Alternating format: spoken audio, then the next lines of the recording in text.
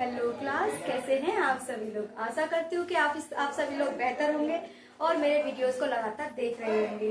जैसा कि आप लोग जानते हैं कि कल हमने क्वेश्चन पेपर 5th वाला खत्म कर दिया था। अब हम क्वेश्चन नंबर 6 की तरफ रुख मोड़ रहे हैं। तो क्वेश्चन पेपर 6 की तरफ अब हम चल रहे हैं। तो आप लोगों से मैंने कल पूछा भी था कि आप लोग क्वेश्चन पेपर ही कराना चाहते हैं या फिर चैप्टर वाइज क्वेश्चन को सॉल्व कराना चाहते हैं। तो चलिए हम फिलहाल में क्वेश्चन पेपर ही सॉल्व करवाएंगे। तो चलिए स्टार्ट करते हैं।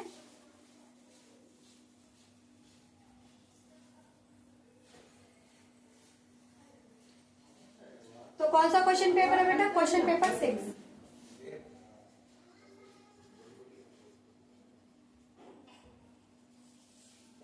Question paper 6।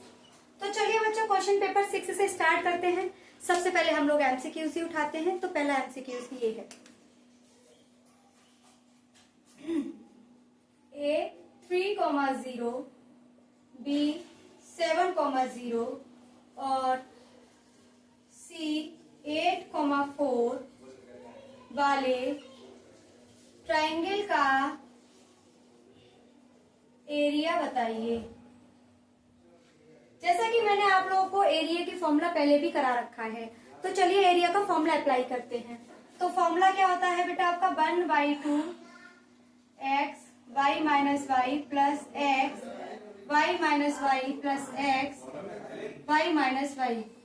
यहाँ से 1 2 3 2 3 1 3 3 2 3 1 2 ये आपका आएगा।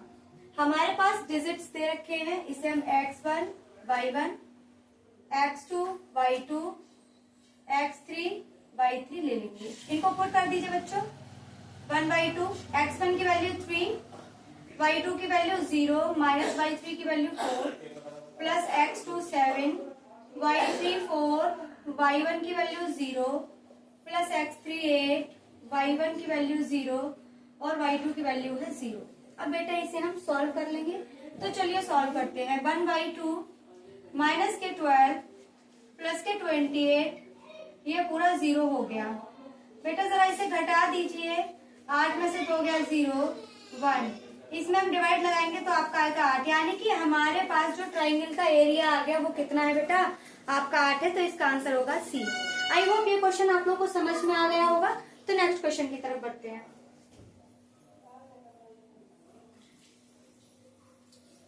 तो देखिए बच्चों नेक्स्ट क्वेश्चन क्या है। नेक्स्ट क्वेश्चन दे रखा है माइनस के 4,0 और 0,3 के निम्नलिखित सीरीज हैं।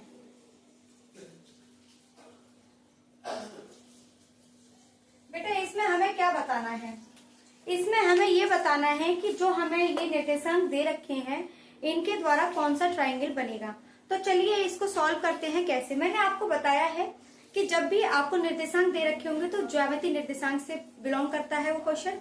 और जब भी इस तरीके का क्वेश्चन आए तो आपको 3 फॉर्मूले याद करने हैं। सबसे पहले डिस्टेंस का, दूसरा आपका मध्य बिंदु का और तीसरा आपको याद होना चाहिए रेशियो वाला। तो इसमें बेटा मैं बताती हूँ कौन सा वाला फॉर्मूला अप्लाई होगा। तो इसमें आप लोगों को फॉर्मूला कौन सा अप्लाई करना है? A B C। ए क्या दे रखा? माइनस के 4,0 4,0 और 0,3। हम इन तीनों के बीच का डिफरेंस यानी कि डिस्टेंस निकाल लें तो हमें पता चल जाएगा कि ये ट्राइंगल कौन सा है। तो आइए सॉल्व करते हैं।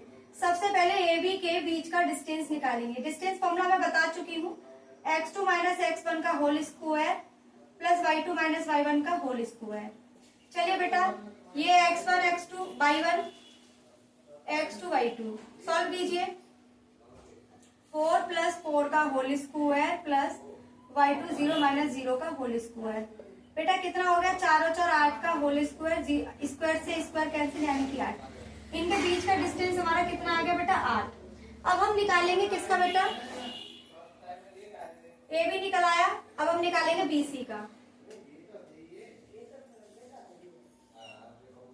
इसे हम अब x1 y1 मान लेंगे, इसे हम x2 y2 मान लेंगे।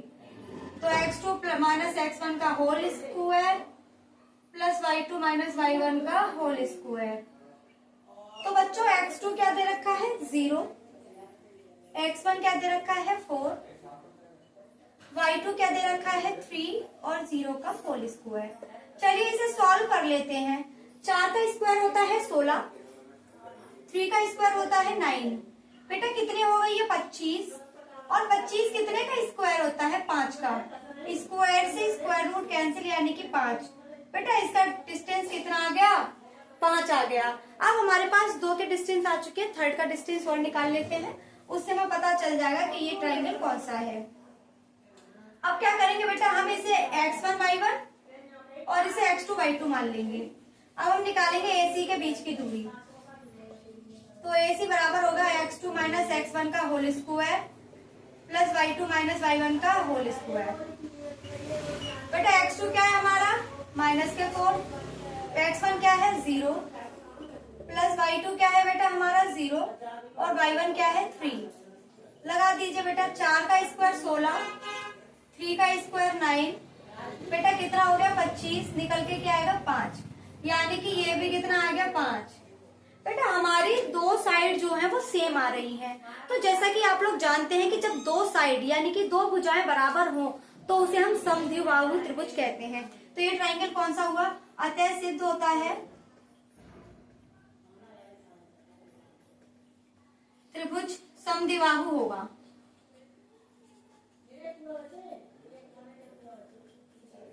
समझ में आ गया? आई होप आप लोग को ये क्वेश्चन समझ में आया होगा। तो नेक्स्ट क्वेश्चन देखते हैं।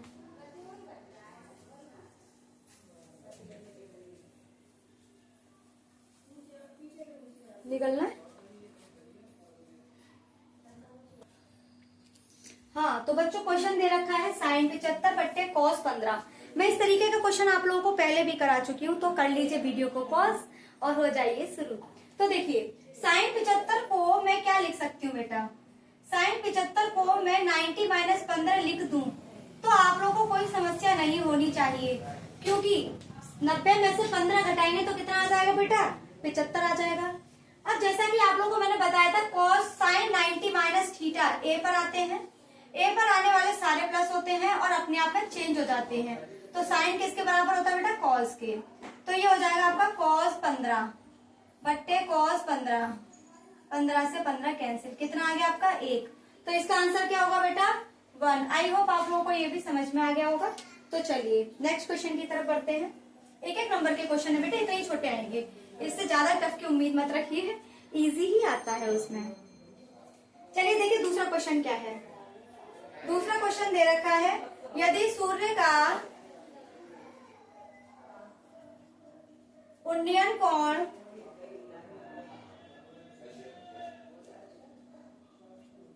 60 डिग्री का है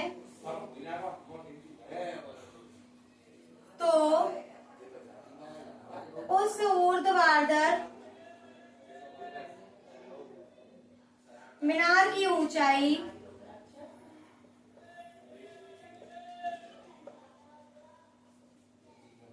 जिसकी छाया की लंबाई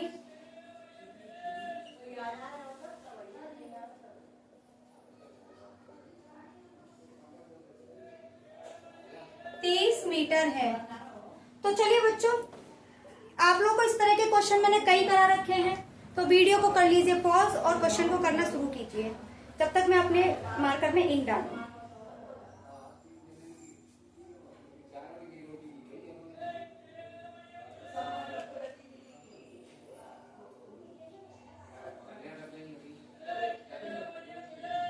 हो सकता है कि मैं आज क्लास बहुत छोटी रखूं, क्योंकि बच्चों मेरे को थोड़ा सा काम है, तो मैं आज कहीं बाहर जा रही हूँ, तो आज मेरा क्लास हो सकता है बहुत छोटा रहे। ये देखते हैं, यदि सूर्य का उन्नयन कोण 60 डिग्री है, तो बेटे ये रखा आपका सूर्य और यहाँ से इसकी छाया बन रही है यहाँ पे, और ये बन रहा है आपका 60 डिग्री का एंगल। उसने बोला है ऊर्ध्वाधर मीनार की ऊंचाई, यानी कि आपसे इसकी हाइट पूछी है, और बोला है छाया की लंबाई 30 मीटर है। तो बेटा इसमें कुछ नहीं करना है, लगा देना है tan 60, लगा दीजिए। tan 60 बराबर होता है बेटा लंब बट्टे आधार के, tan 60 की वैल्यू √3, तो √3 का इधर मल्टीप्लाई कर देंगे तो बेटा आ गया 30 √3, ये आपकी आ गई हाइट। यही होगा बेटा क्या आपका आंसर। आई होप आप लोगों को ये क्वेश्चन समझ में आया होगा। चलिए आगे देखते हैं।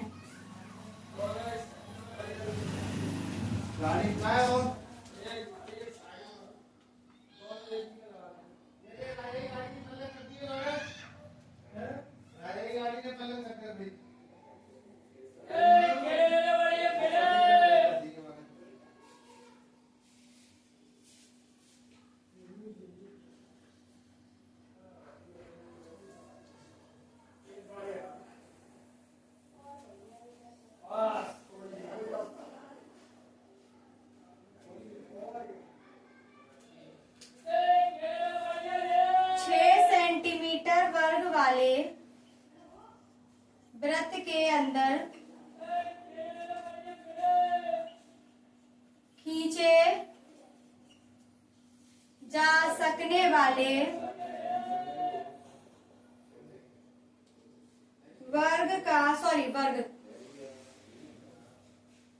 वर्ग के अंदर खींचे जा सकने वाले वृत्त का क्षेत्रफल बताइए। देखिए बच्चों, सबसे पहले हमें दे रखा है कि एक वर्ग दे रखा है जो 6 सेंटीमीटर भुजा का है। तो वर्ग कैसा होता है बेटा? वर्ग वो होता है जिसकी आमने सामने वाली भुजा यानी कि जिसकी चारों भुजाएं की लंबाई क्या होती है? बराबर होती है। और उसने बोला उसके अंदर बनने वाले वृत्त, यानी कि इसके अंदर एक वृत्त बन रहा है कुछ ऐसे, उसके अंदर बन सकने वाले वृत्त का क्षेत्रफल बताइए। अब देखिए बेटा, यहाँ से लेके यहाँ तक की डिस्टेंस भी 6, ये 6 है तो ये भी 6 होगी, ये भी 6 होगी। ये क्या है बेटा? इसका डायमीटर वृत्त का। तो वृत्त का जो डायमीटर है वो इसकी रेडियस क्या हो जाएगी? हाफ हो जाएगी। तो ये कितनी हो जाएगी? 3। तो अब क्या है, निकाल लीजिए। तो वृत्त का क्षेत्रफल क्या होता है बेटा? मैं आपको कई बार लिखा चुकी हूँ। वृत्त का क्षेत्रफल बराबर होता है पाई आर स्क्वायर के। पाई कितना बेटा? 22/7। आर कितना बेटा? 3 का स्क्वायर। आपका आ गया 9। मैं देख लेती हूँ आंसर किसमें पूछ रहा है वो। पाई में आ रहा है तो हम इसकी वैल्यू को ऐसे कैसे रखेंगे? तो हमारा आ गया 9 पाई सेंटीमीटर स्क्वायर। यही बेटा आपका होगा आंसर। आई होप आप लोगों को मेरा क्वेश्चन समझ में आ गया होगा। आज बेटा यहीं तक रखते हैं, मुझे थोड़ा अर्जेंटली कहीं बाहर जाना है। आई होप आप लोगों को मेरी क्लास पसंद आई होगी। अगर पसंद आई है तो लाइक, शेयर और सब्सक्राइब करना ना भूलें और मुझसे जुड़े रहें अपनी तैयारी को और बेहतर बनाने के लिए। और मैं आपके लिए अच्छे से अच्छे क्वेश्चंस लाने की पूरी कोशिश करूंगी और प्रयास यही है कि आप लोगों के मार्क्स अच्छे से अच्छे, बेहतर से बेहतर आए। तो आप सभी का बहुत बहुत धन्यवाद। आज हम यहीं से विदाई लेते हैं। धन्यवाद।